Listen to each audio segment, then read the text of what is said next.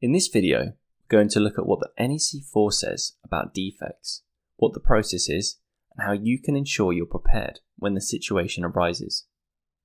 NEC4 Engineering and Construction Contract defines a defect in clause 11.26, a part of the works which is not in accordance with the scope, and further clarifies in clause 41.4 that if a test or inspection shows that any work has a defect, the contractor corrects the defect, and the test or inspection is repeated. Let's look into the defect process and timeline under NEC. Under ECC, a defect date is defined in the contract data as being the period of weeks, usually 52, after completion of the whole of the works. Until the defects date, the supervisor and contractor each notify the other of defects as soon as they find them. In short, the client usually has up to a year after the works are completed to notify a defect. We also have the defect correction period. This is also defined in the contract data, usually 3 weeks. Unlike the defect date, the defect correction period identifies how long the contractor has to rectify a defect which has been notified to them.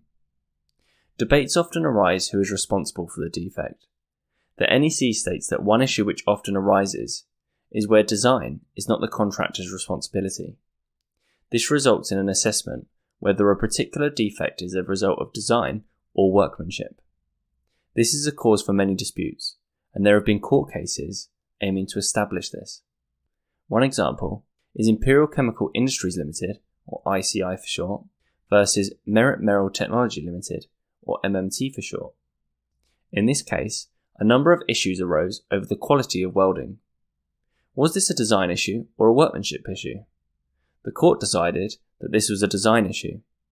The reason being is that it was found within the minutes of a post-tender meeting that the testing regime for the works was to be visual inspection and 10% dye penetration, rather than radiology.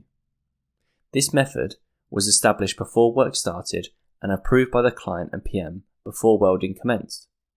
The client was trying to hold the contractor to a higher standard in terms of quality of work. However, declined the contractor the means, radiology, to ensure this standard was met. The judge therefore sided with the contractor. Debates like this highlight the importance of record keeping. It may seem like a minor inconvenience at the time.